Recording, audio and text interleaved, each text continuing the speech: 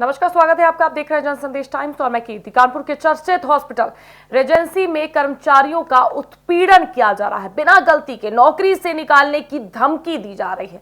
इतना ही नहीं, यहां मरीजों की जान से भी खिलवाड़ किया जा रहा है।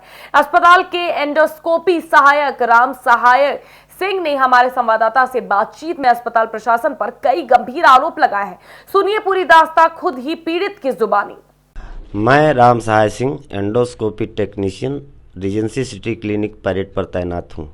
कितने साल से रीजेंसी में नौकरी कर रहे हैं? मुझे लगभग 26 से 27 साल नौकरी करते हो गया है। पीएफ और ईएसआई कटता है आपका? बिल्कुल कटता, पीएफ कटता है, ईएसआई कटना बंद हो गया क्योंकि सैलरी मेरी 20,000 के ऊपर पहुँच गई थी। अच्छा, वर्तमान समय में आप क्या परेशानी हो गई, क्या दिक्कत हो गई आपकी एडमिनिस्ट्रेशन के साथ?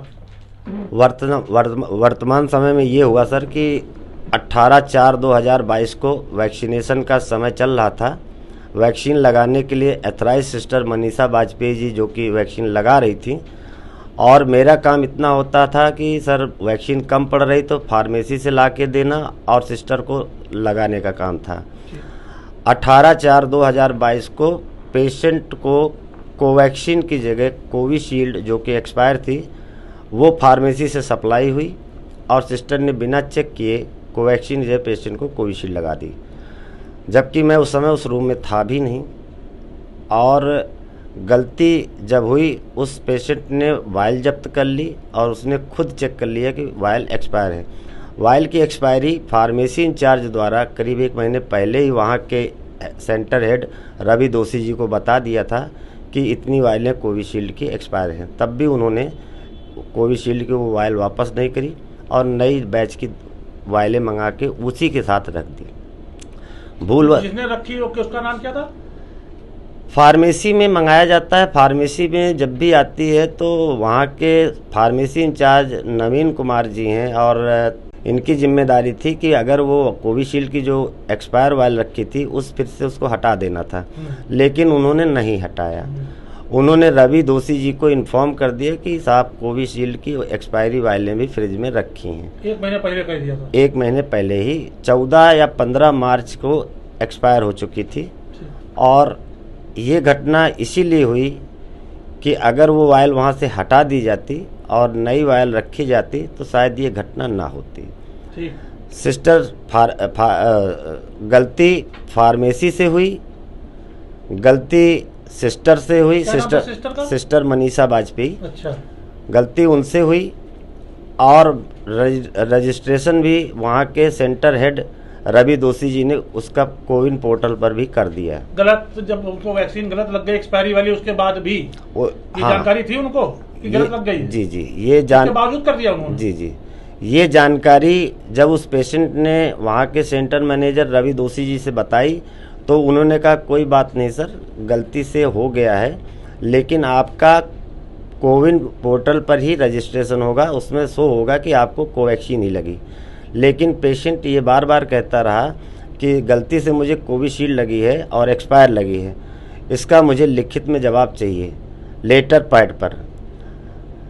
जबकि वो लोग तैयार नहीं थे, तब भी उस मरीज का कोवैक्सीन पोर्टल पर उन्होंने रजिस्ट्रेशन कर दिया, जिसके लिए बाद में उन्होंने उससे माफ़ी मांगी, और सिस्टर भी उससे माफ़ी मांगती रहीं। चूँकि मेरी कोई गलती नहीं थी, मैं किनारे था, मेरी ड्यूटी 6:30 बजे शाम को ख़त्म हुई। मैं वहाँ के second center incharge Rajesh Yadav ji को बताया कि सर मेरी ड्यूटी ख़त्म हो गई। उन्होंने कहा जब आपकी कोई गलती नहीं तो आप अपनी ड्यूटी ऑफ करिए और घर चले जाइए। मैंने अपनी ड्यूटी ऑफ करी, घर चला गया। दिनांक 19/4/2022 को जब मैं ड्यूटी पहुंचा तो मुझे रवि दोषी जी ने कहा कि आप कारपोरेट ऑफिस चले जाएं। मैं फ़ौरन कारपोरेट ऑफिस कहाँ है? कारपोरेट ऑफिस रीजेंसी टावर 2 के पीछे सर्वोदय नगर में बना हुआ है, जहाँ की वहाँ के महाप्रबंधक महोदय अतुल कपूर साहब बैठते हैं, सह महाप्रबंधक महोदय अभिषेक कपूर साहब बैठते हैं। तो मैं वहाँ पहुँचा। वहाँ के HR मैनेजर अक्षय बजाज ने मुझे फोर्सफुली 2 पेपर देकर कहा कि आप इस पे माफ़ीनामा लिखिए। मैंने कहा सर मेरी से जब कोई गलती नहीं हुई तो माफ़ीनामा मैं क्यों लिखूं? उन्होंने कहा माफ़ीनामा नहीं लिखेंगे तो आपको सस्पेंड कर दिया जाएगा। मैंने कहा तुरंत आप मुझे टर्मिनेट कर दीजिए, चूँकि मेरी गलती नहीं तो मैं माफ़ीनामा नहीं लिखूंगा। दिनांक 21/4/2022 को जब मैं फिर ड्यूटी पर परेड पर पहुंचा रीजेंसी सिटी क्लिनिक पर, तो वहां पर फिर मुझे कहा गया कि आप अभी अलाउ नहीं है आपको यहाँ ड्यूटी पर, आप जाके कॉर्पोरेट में मिलें। कॉन्फ्रेंस रूम में मेरे साथ बैठे और 2 प्लेन पेपर फिर उन्होंने दिया और कहा कि आप माफ़ीनामा लेटर लिखें। चूँकि मैंने कोई गलती नहीं की थी, जो सत्यता थी, जो घटना हुई मैंने पूरी लिखी। उन्होंने कहा इसमें आपने अपनी गलती नहीं मानी है, इसलिए आपको टर्मिनेट कर दिया जाएगा। तो मैंने कहा आप तुरंत मुझे टर्मिनेट कर दीजिए।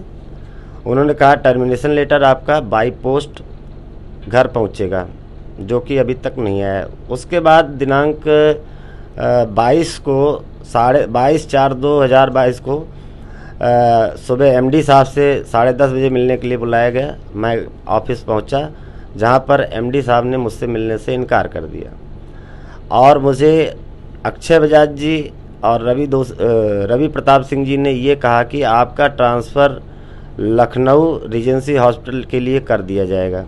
मैं एग्री हो गया। मैंने कहा जो भी कन्वेंस चार्ज होता है इंक्रीमेंट के साथ मेरा ट्रांसफ़र लेटर दे दीजिए, मैं लखनऊ भी जाने को तैयार हूँ।